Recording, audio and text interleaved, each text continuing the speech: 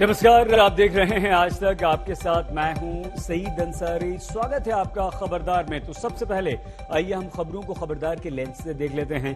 चुनाव से ठीक पहले उत्तर प्रदेश में मुख्यमंत्री योगी आदित्यनाथ ने अपनी टीम का मेकअप करते हुए कैबिनेट में 7 स्टार जोड़ लिए, जिनमें एक ब्राह्मण और तीन ओबीसी और दलित समुदाय से जुड़े नेता हैं। योगी सरकार के इस कैबिनेट विस्तार का जातीय अंकगणित क्या कहता है, इसे आज हम खबरदार में समझने की कोशिश करेंगे।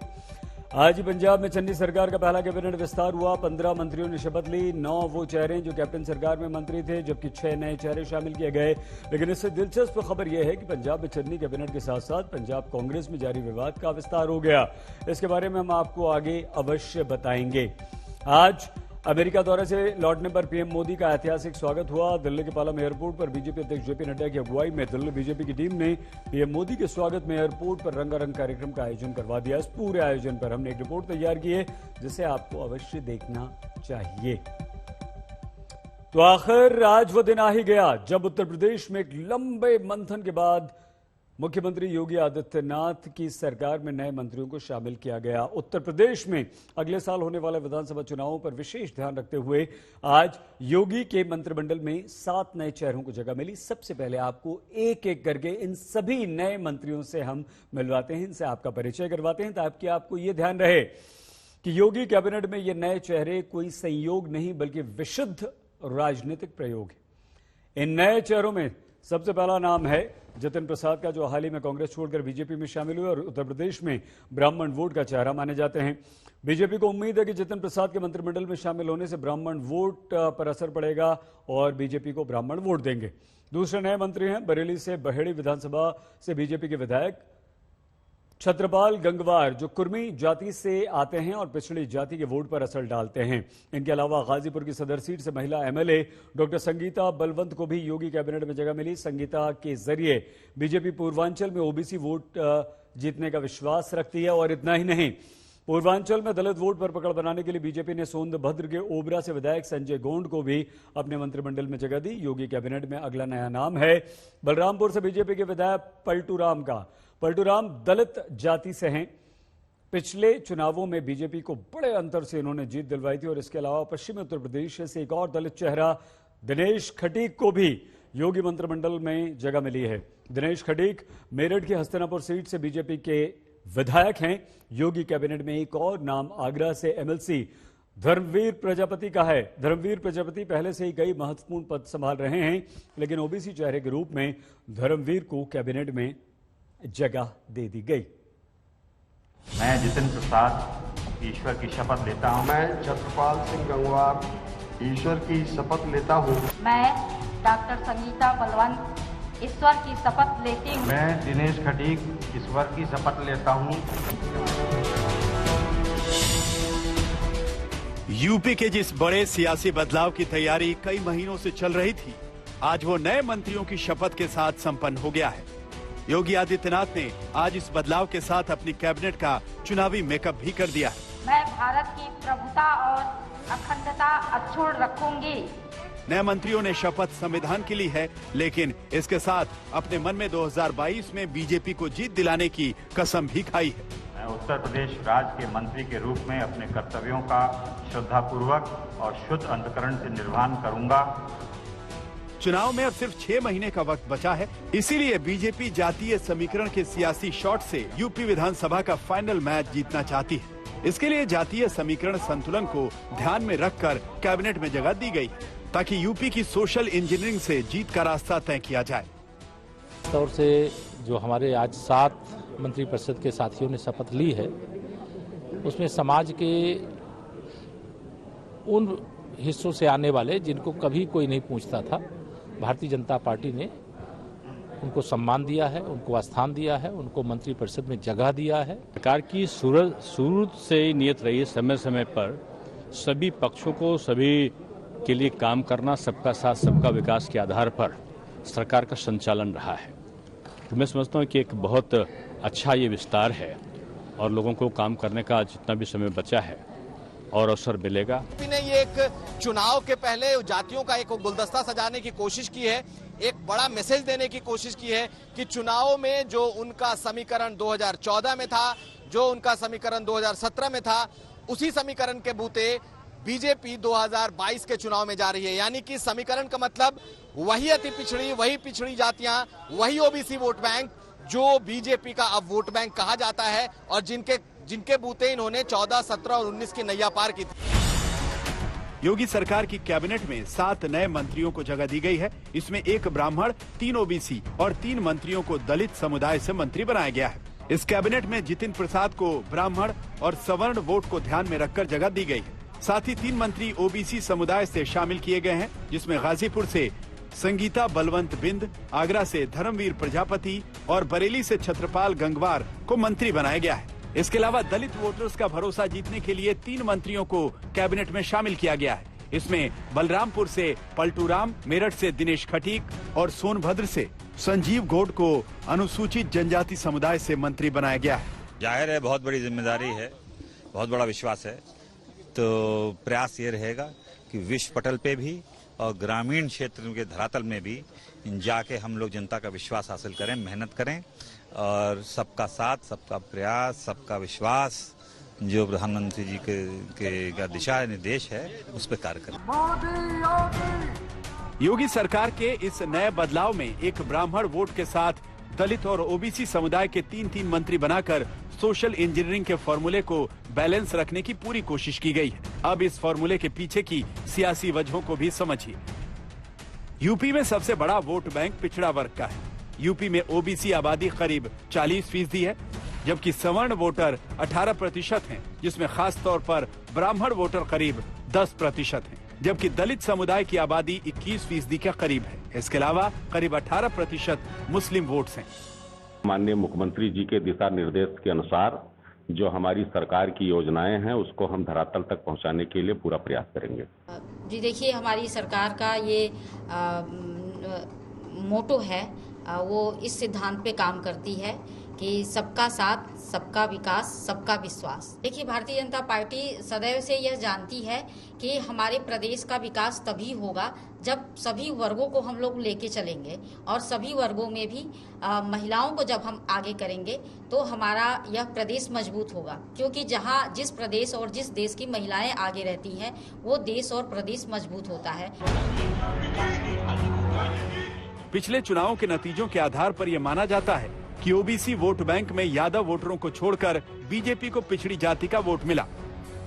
यूपी में करीब 12% यादव वोटर हैं। इसके अलावा 5% जाट वोट बैंक है, जिस पर बीजेपी किसान आंदोलन की वजह से बहुत ज्यादा भरोसा नहीं कर सकती। ऐसे में बीजेपी का ध्यान सवर्ण वोटरों के साथ दलित वोटर्स पर है। योगी आदित्यनाथ जी के नेतृत्व में प्रदेश ने नंबर 1 पर है पूरे भारत के अंदर। उत्तर प्रदेश सबसे बड़ा प्रदेश है और जो हम विधायक बनकर काम करते थे उससे ज्यादा पूरे प्रदेश की जिम्मेदारी मिली है। वो पूरे प्रदेश में काम करेंगे आदरणीय श्री योगी आदित्यनाथ जी के नेतृत्व में। और समय की रही बात, समय तो 2 दिन का भी बहुत होता है कार्य करने। समय कम नहीं लग रहा, 4 महीने का समय होगा। उत्तर प्रदेश के पश्चिमी इलाके जहाँ से आप आते हैं, किसानों का आंदोलन है। हालांकि आज मूल्य बढ़ा है, लेकिन जो नाराजगी है वो दूर कर पाएंगे? किसानों में नाराजगी नहीं है, पर्टिकुलर व्यक्तिगत उन लोगों का अपना मानना है। लेकिन पश्चिमी उत्तर प्रदेश छोड़ो, पूरे उत्तर प्रदेश में जहां पश्चिमी उत्तर प्रदेश में गन्ना पैदा होता है उसमें सबसे ज्यादा गन्ने का पेमेंट जो किया है, सबसे अच्छा पेमेंट किया है, वो उत्तर प्रदेश में श्री योगी आदित्यनाथ जी की सरकार ने किया है। 2017 के विधानसभा चुनाव में बीजेपी की रिकॉर्ड जीत में दलित और ओबीसी वोटर ने बहुत अहम रोल निभाया था। खासतौर पर 2017 में भाजपा को 85 दलित आरक्षित सीटों में से 69 सीटों पर जीत मिली थी। ऐसे में नई कैबिनेट में दलित समुदाय के मंत्रियों की संख्या 6 से बढ़ाकर 9 और पिछड़ी जाति के मंत्रियों की संख्या 22 हो चुकी है। इसीलिए बीजेपी जाति समीकरण के इस सियासी सिलसिले को 2022 के चुनाव में भी कायम रखना चाहती है। आज तक ब्यूरो। उत्तर प्रदेश के मुख्यमंत्री योगी आदित्यनाथ ने कांग्रेस से बीजेपी ज्वाइन करने वाले जितिन प्रसाद को अपने कैबिनेट में ज्वाइन करवाकर ब्राह्मण वोटर्स को भी संदेश देने का प्रयास किया, जिनके बीजेपी से नाराज होने की आजकल काफी बातें कही जा रही हैं। और इसका कारण यह बताया जा रहा है कि उत्तर प्रदेश में योगी कैबिनेट में ब्राह्मणों को उचित जगह नहीं दी गई।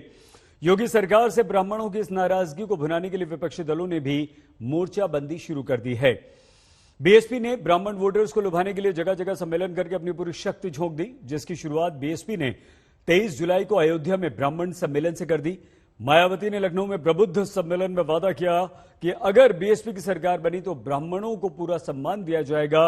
बीएसपी हर विधानसभा क्षेत्र में 1000 ब्राह्मण कार्यकर्ता तैयार करने की मुहिम में भी जुटी हुई है।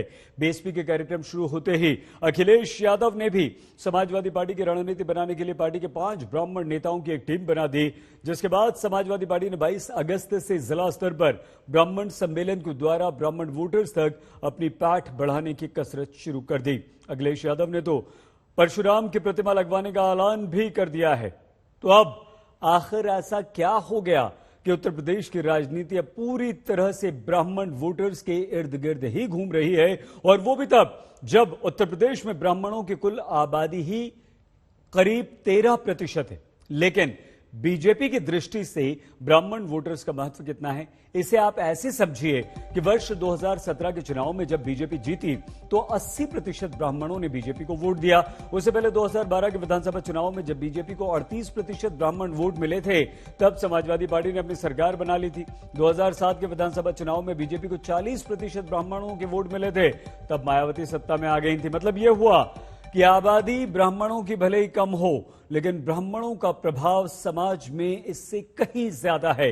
ब्राह्मण समाज राजनीति की हवा बनाने में भी सक्षम है। 1990 से पहले तक सत्ता तो उत्तर प्रदेश की जो कमान है वो ज्यादातर ब्राह्मणों के हाथों में ही रही।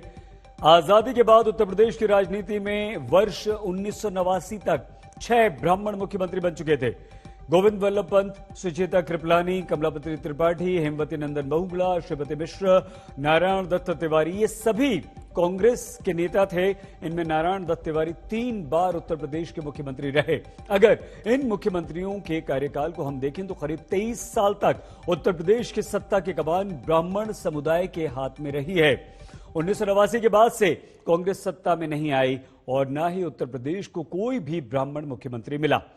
2017 के चुनाव में ब्राह्मणों ने बीजेपी का जमकर समर्थन किया, लेकिन इस समुदाय का मानना है कि बीजेपी सरकार में उन्हें वैसी तवज्जो बिल्कुल नहीं मिली जिसकी उम्मीद वो कर रहे थे।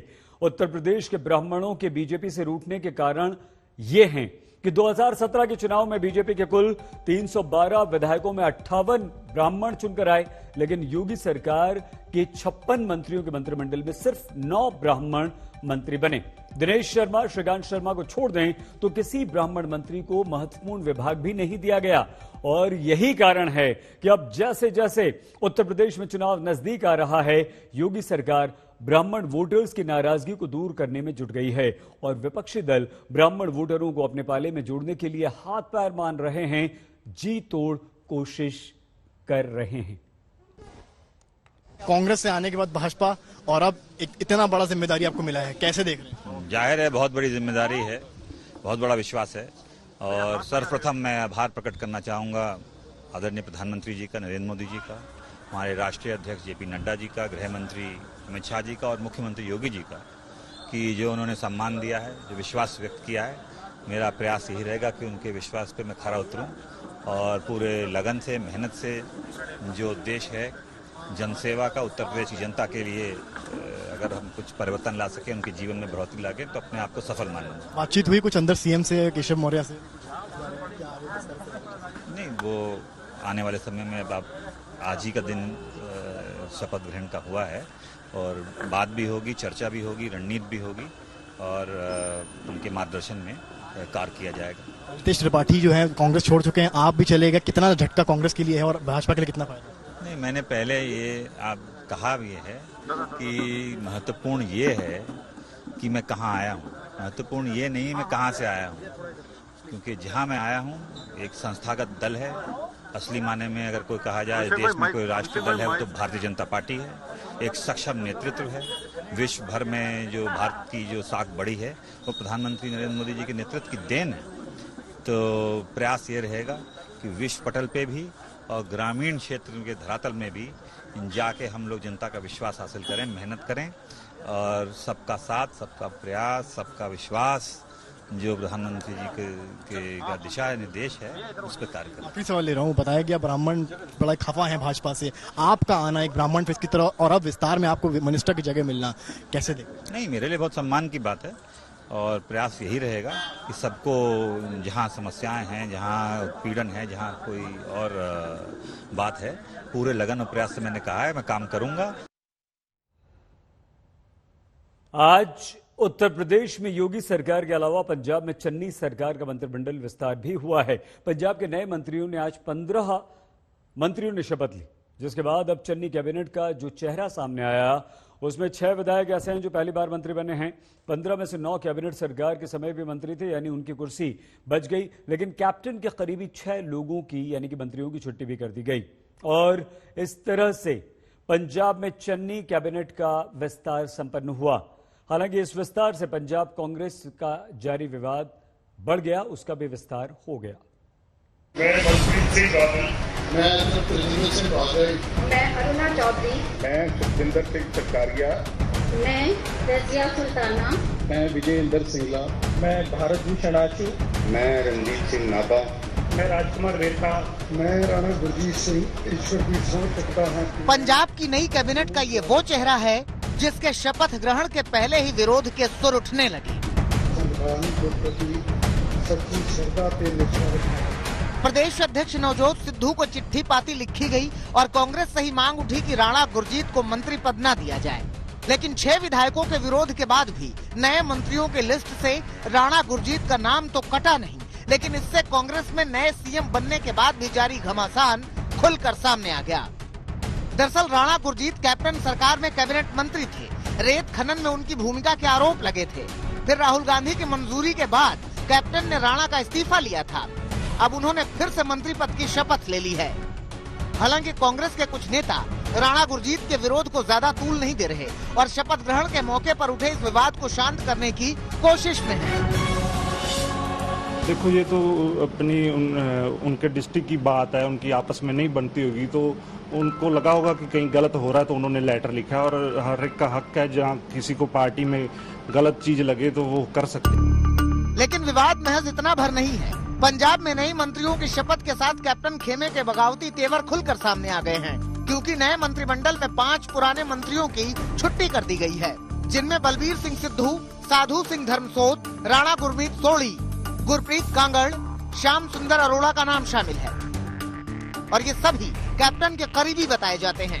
पूर्व मंत्री सवाल पूछ रहे हैं कि क्या उन्हें कैप्टन से वफादारी की सजा दी गई है। ਉਹਨਾਂ ਦਾ ਹੁਕਮ ਸਿਰ ਮੱਥੇ ਨਿਭਾਵਾਂਗੇ ਤੇ ਜੇ ਆਪਾਂ ਇੱਕ ਪਾਰਟੀ ਦੇ ਹੁਕਮ ਦੇ ਮੁਤਾਬਕ ਜੋ ਸਾਨੂੰ ਪਾਰਟੀ ਉੱਤੋਂ ਹੁਕਮ ਕਰਕੇ ਭੇਜਦੀ ਹੈ, ਕੋਈ ਅਸੀਂ ਕਿਸੇ ਹੋਰ ਪਾਰਟੀ ਦੇ ਮੁੱਖ ਮੰਤਰੀ ਦੇ ਨਾਲ ਤਾਂ ਕੋਈ ਗੱਲਾਂ ਨਹੀਂ ਕੀਤੀਆਂ, ਨਾ ਉਹਨਾਂ ਨੇ ਕੰਮ ਕੀਤਾ। ਜੇ ਅਸੀਂ ਵਫਾਦਾਰੀ ਨਾਲ ਆਪਦੀ ਪਾਰਟੀ ਦੇ ਮੁਖੀ ਨਾਲ ਜਿਹੜਾ ਉਹਨਾਂ ਨੇ ਸਾਨੂੰ ਦੇ ਦਿੱਤਾ ਉਹਦੇ ਨਾਲ वफादारी ना काम किया होवे कि सानू सजा मिले। नए मंत्रिमंडल के गठन के साथ पार्टी में नाराजगी का नया दौर शुरू हो गया है। कांग्रेस को एहसास है कि इस नाराजगी का असर आने वाले चुनाव में पड़ सकता है। यही वजह है कि प्रदेश प्रभारी हरीश रावत सबको हिस्सेदारी का भरोसा दिला रहे हैं। हमने तय किया है कि जो लोग मंत्रिमंडल में स्थान नहीं पा पाए हैं उनको पार्टी में और सरकार के सेटअप में, क्योंकि बहुत सारे काम होते हैं, उनको बहुत सारी जिम्मेदारियां सौंपी जाएगी। किसी को छोड़ा नहीं गया है, लेकिन नए लोगों को सम्मिलित करने के लिए, 7 नए लोगों को सम्मिलित करने के लिए और एक सामाजिक बैलेंस, क्षेत्रीय बैलेंस पैदा करने के लिए जो है ये पूरे पंजाब के इतिहास में सब तो निकम्मी सरकार पिछले 5 साल कांग्रेस दी है। आज जिहड़ी चन्नी मुख्यमंत्री ते इन्हां दी जिहड़ी डाकुआं दी टीम है, आ सारा भांडा अमरिंदर सिंह दे फोन ना चाहुंदी है। सो जे वो सोचदे कि पंजाब दी जनता नूं गुमराह कर लेणगे, बहुत गलत फहमी च है। सारिआं नूं सारे मंत्रियां दी करतूता पता है। पंजाब में कांग्रेस अब नई टीम के साथ चुनाव में उतरने को तैयार है। पार्टी के अंदरूनी घमासान के बीच कांग्रेस की ये नई टीम पंजाब में कितनी कामयाब होगी, इसका पता चुनाव में ही लगेगा। चंडीगढ़ से सत्येंद्र चौहान के साथ आज तक ब्यूरो। तमाम विवादों के बीच कैबिनेट विस्तार के बाद पंजाब के मुख्यमंत्री चरणजीत सन्नी जब विधानसभा से बाहर निकले तो वो काफी खुश लग रहे थे। हमारे संवाददाता सत्येंद्र चौहान ने जब चन्नी से इस खुशी का कारण पूछा तो उन्होंने क्या कहा, सुनिए। साहब, किस तरीके से इस कैबिनेट विस्तार को आप देखते हैं? बहुत अच्छा हुआ है, सारे अच्छे लोग आए हैं और अच्छा काम होगा। चन्नी जी, आप समझते हैं कि 5 महीने के समय में पंजाब की जनता की जो उम्मीदें हैं उतरेंगे, पूरा खरा उतरेंगे। पंजाब आपसे बड़ी उम्मीदें देख रहा है क्योंकि आपने वादे दिए थे, तो क्या लगता है कि आने वाले समय में उन पर आप काम करना शुरू कर देंगे? चन्नी जी, अभी मैं स्पीकर साहब से गवर्नर साहब से मिला, उन्होंने कहा यार ये स्पीड कितनी है। कल वो मुझे कह रहे थे कि ये जो टेंट है इतनी जल्दी नहीं लगेगा, आप 25-30 आदमी ले आकर ओथ ले लो। चन्नी साहब, विरोध बोलने दो भैया। मैंने कहा जी टेंट लग जाएगा, मेरी जिम्मेवारी। आज मुझे कह रहे हैं कि इतनी बड़ी स्पीड है यार। मैंने कहा जी टेंटो वाले का लड़का हूँ, टेंट नहीं लगाऊंगा तो क्या लगाऊं। इसलिए रात में भी काम कर रहे हैं आप, रात को भी सचिवालय में बैठे दिखाई देते हैं। मुझे आज तक जो भी काम मिला है उसको पूरी ईमानदारी नेक नीति से निभाया है और पूरा किया है। ये जो मुझे ड्यूटी मिली है ये भी वैसे ही पूरी होगी, जो लोगों की मेरे से आशाएं हैं वो पूरी होंगी। चुनौतियां भी देखते हैं सर, कोई चुनौती आप मानते हैं? कोई चुनौतियां भी आपके सामने है? चुनौती मेरी ये है, मेरे लिए ही है कि मैं दिन रात काम करूं। मैं अपने आप को चुनौती मान देता हूं, अपने आप को। मैं दिन रात लगकर जो काम है जनता के बीच जाऊंगा, जनता का आदमी हूं, जनता की सुनूंगा। 2 साल बाद अमेरिका यात्रा पर गए प्रधानमंत्री नरेंद्र मोदी 4 दिन बाद वापस भारत लौट आए। पीएम मोदी की यात्रा कई मानों में काफी सफल रही, चाहे अमेरिकी राष्ट्रपति जो बाइडेन से पहली मुलाकात उनकी हो, या क्वाड की पहली मीटिंग, या संयुक्त राष्ट्र महासभा में प्रधानमंत्री नरेंद्र मोदी का भाषण। लेकिन पीएम मोदी की इस अमेरिकी यात्रा में एक चीज की कमी रह गई, जिसे दूर करने की आज बीजेपी ने पालम एयरपोर्ट पर पूरी तैयारी की हुई थी। पीएम मोदी को रिसीव करने के लिए बीजेपी अध्यक्ष जेपी नड्डा और दिल्ली के सभी बीजेपी सांसद एयरपोर्ट पर मौजूद थे। साथ ही प्रधानमंत्री नरेंद्र मोदी के स्वागत में ढोल नगाड़ों के साथ साथ रंगारंग कार्यक्रम का आयोजन भी किया गया था। अपने देश वापस लौटने पर इतना ग्रैंड वेलकम होगा ये तो शायद पीएम मोदी ने बिल्कुल नहीं सोचा होगा, लेकिन जब उन्होंने ये सब देखा तो मुस्कान उनके चेहरे पर अवश्य देखी गई।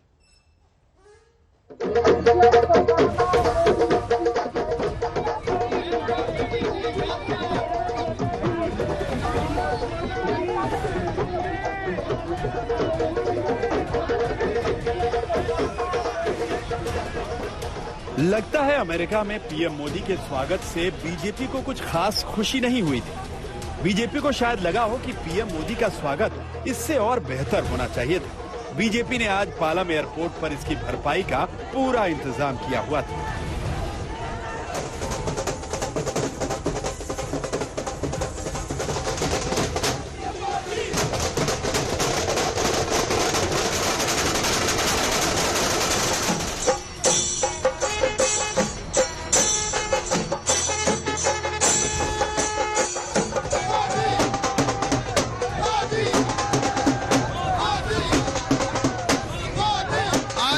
कीर्तिमान साबित करके आ रहे हैं कि विश्व के सभी देश उनके आगे मंत्रमुग्ध हैं। आज भारतीय जनता पार्टी के दिल्ली के सारे कार्यकर्ता उनकी अगवानी के लिए खड़े हैं। जय हो मोदी जी।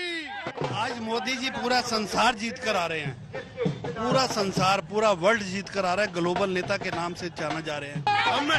हम लोगों को रात को 12 बजे पता लगा मोदी जी स्वदेश वापस लौट रहे हैं, देश का मान गौरव बढ़ाकर। रात को 12 बजे मैसेज आया पार्टी का, और 12 बजे के बाद पूरी रात जाकर मोदी जी के स्वागत के लिए हम लोग यहाँ बैठे।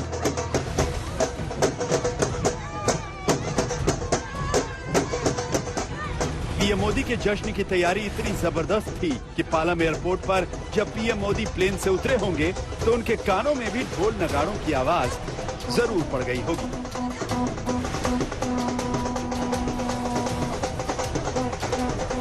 मोदी, मोदी, मोदी। पीएम एयरपोर्ट से बाहर निकले तो बीजेपी अध्यक्ष जेपी नड्डा की अगुवाई में बीजेपी नेताओं ने पलक पावड़े बिछा दिए। स्वागत कर रहे हैं तालियों के द्वारा हम सब भी माननीय प्रधानमंत्री जी।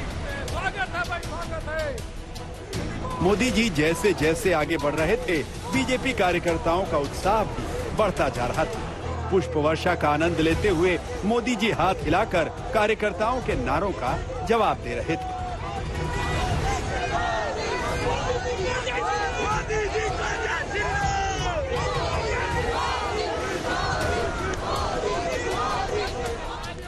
एयरपोर्ट पर बीजेपी ने एक स्टेज भी सजाया हुआ था।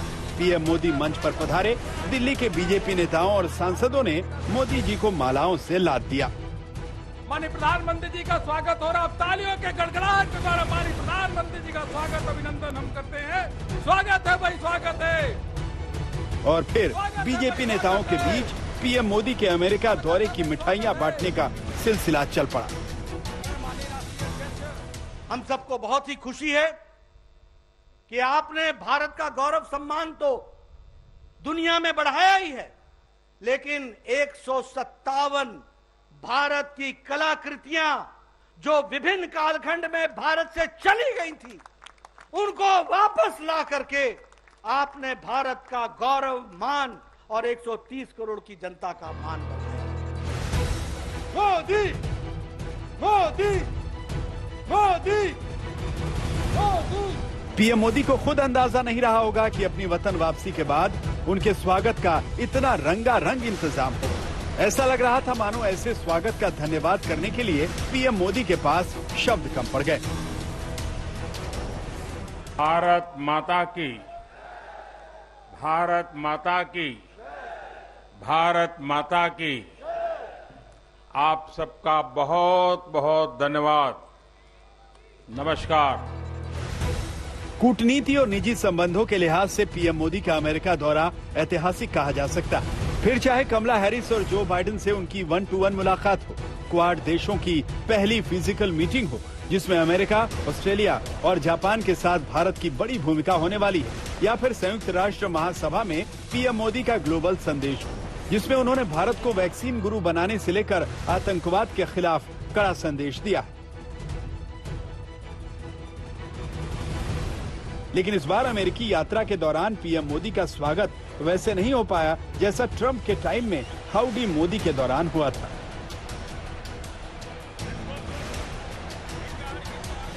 जिसकी कमी आज बीजेपी ने पालम एयरपोर्ट पर पूरी कर दी।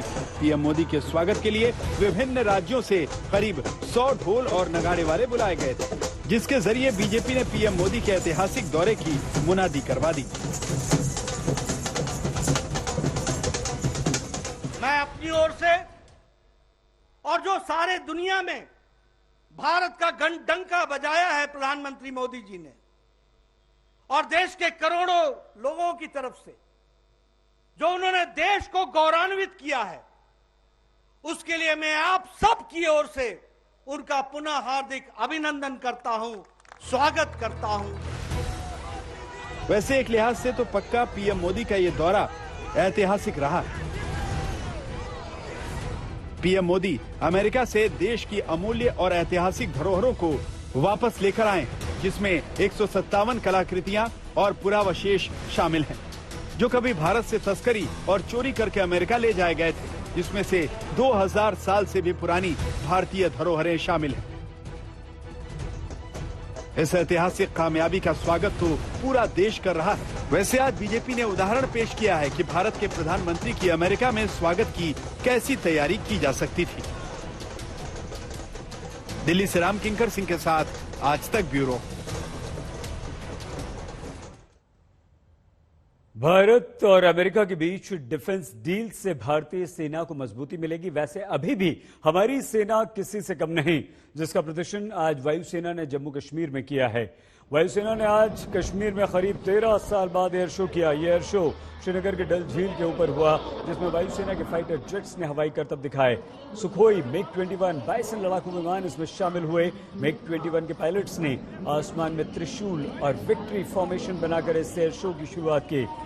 एयरफोर्स की विशेष एयरबैटिक टीम ने हॉक विमान से डल लेक के ऊपर सूर्य किरण का शानदार दृश्य दिखाया। एयरफोर्स की आकाश गंगा टीम ने भी आसमान में शानदार करतबों का प्रदर्शन किया। वायुसेना के जवानों ने पैराशूट लैंडिंग, पैराग्लाइडर टीम के हवाई स्टंट्स ने भी दर्शकों को मंत्रमुग्ध कर दिया। इस एयर शो का उद्देश्य जम्मू कश्मीर को भारतीय सेना में भर्ती होने के लिए वहां के युवाओं को प्रोत्साहित करना था। ये एयर शो आजादी के अमृत महोत्सव में भारतीय वायुसेना की भागीदारी का प्रतीक था, जिसने लोगों का दिल जीत लिया। अगले महीने से हमारे देश में बच्चों का वैक्सीनेशन शुरू हो सकता है। इसकी शुरुआत कैडिला हेल्थ केयर की ज़ाइकोव डी के साथ हो सकती है। कंपनी अक्टूबर से हर महीने 1 करोड़ डोजेस का निर्माण शुरू कर देगी। इसमें 12 से 18 साल की उम्र के बच्चों का वैक्सीनेशन शुरू हो जाएगा और इसके बाद भारत बायोटेक और सीरम इंस्टीट्यूट भी ये वैक्सीन जल्द हमारे देश भारत में ले आएंगे।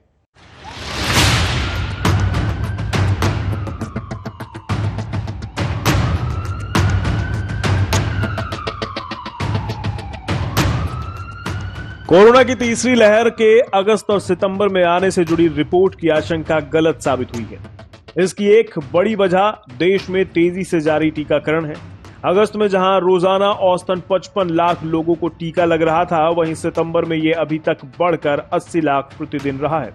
कोरोना से जारी इस जंग को जीतने की कड़ी में अगले महीने से 12 से 18 साल की उम्र वाले बच्चों और किशोरों को टीका लगाए जाने की शुरुआत हो सकती है। रिपोर्ट्स के मुताबिक कैडिला हेल्थ केयर अगले महीने बच्चों की वैक्सीनेशन जैकोव डी लॉन्च कर देगी। इसके इमरजेंसी इस्तेमाल के लिए drugs controller general of India यानी डीजीसीआई ने पिछले महीने मंजूरी दे दी थी। रिपोर्ट के मुताबिक जायडस कैडिला अक्टूबर से हर महीने 1 करोड़ डोज बनाना शुरू कर देगी। जैकोव डी दुनिया की पहली डीएनए आधारित कोविड-19 वैक्सीन है। हालांकि इसको लेकर स्वास्थ्य मंत्रालय ने कोई आधिकारिक बयान नहीं दिया है। हेल्थ एक्सपर्ट्स का मानना है कि बच्चों का टीकाकरण शुरू होने से देश में कोरोना का खतरा कम करने में बड़ी मदद मिलेगी। साथ ही बच्चों की इंटरनेशनल वैक्सीन भी सेकंड फेज ट्रायल में है। इसमें 3 कैटेगरी में ट्रायल कंडक्ट किया जा रहा है। इस वैक्सीन में इम्यून रिस्पॉन्स को नोज में यानी वायरस के एंट्री पॉइंट पर ही क्रिएट कर दिया जाएगा। इससे इसका इन्फेक्शन और ट्रांसमिशन रोका जा सकता है। इसके अलावा एक तरफ फिजिकल स्कूल खुलने के बाद पेरेंट्स के मन में बच्चों को सेफ्टी को लेकर काफी कंसर्न है और साथ ही ये भी ध्यान रखना होगा कि इस कैटेगरी में नेचुरल इम्यूनिटी भी नहीं होगी, क्योंकि सेकेंड वेव के दौरान बच्चों में इन्फेक्शन देखने को तो मिला है परंतु इन्फेक्शन का रेट बच्चों में काफी कम था। कैडिला के अलावा भारत बायोटेक और सीरम इंस्टीट्यूट ऑफ इंडिया भी बच्चों की वैक्सीन का ट्रायल कर रही है। भारत बायोटेक कोवैक्सीन का तीसरा फेज का ट्रायल पूरा कर चुकी है और जल्द ही इसका डेटा डीजीसीआई को सौंप देगी। अभी थर्ड फेज के डेटा का एनालिसिस किया जा रहा है। तीसरी लहर को लेकर जो आशंकाएं हैं उनमें बच्चों के सबसे ज्यादा प्रभावित होने का डर है। उसकी वजह है कि बच्चों के लिए भारत में कोई वैक्सीन नहीं थी। जाहिर है बच्चों की वैक्सीन आएगी तो कोरोना से जंग जीतना ज्यादा आसान हो जाएगा। वहीं सीरम इंस्टीट्यूट ऑफ इंडिया भी 2 से 12 साल की उम्र में बच्चों पर कोवैक्सीन के दूसरे तीसरे फेज का ट्रायल कर रही है। ऐसे में उम्मीद है कि सभी लोगों को वैक्सीन कराने का मिशन जल्द ही स्पीड पकड़ सकता है। ब्यूरो रिपोर्ट, आज तक। अफगानिस्तान में तालिबान का क्रूर चेहरा सामने आने लगा है। यहां के हरात शहर में किडनैपिंग के आरोप में एक शख्स की हत्या के बाद उसके शव को क्रेन के सहारे चौराहे पर लटका दिया गया। ऐसे में प्रश्न ये कि क्या नई सरकार के समय बड़े बड़े दावे करने वाले तालिबान की असलियत यही है?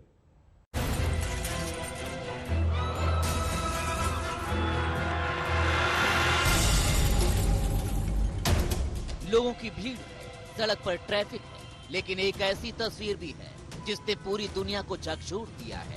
एक शख्स बीच सड़क पर खून से लथपथ क्रेन से टंगा हुआ है और वहां से गुजरने वाले लोग उसे देख रहे हैं। ये तस्वीर अफगानिस्तान के हेरात शहर की है, जहां एक युवक की डेड बॉडी को शहर के चौराहे पर लटका कर रखा गया।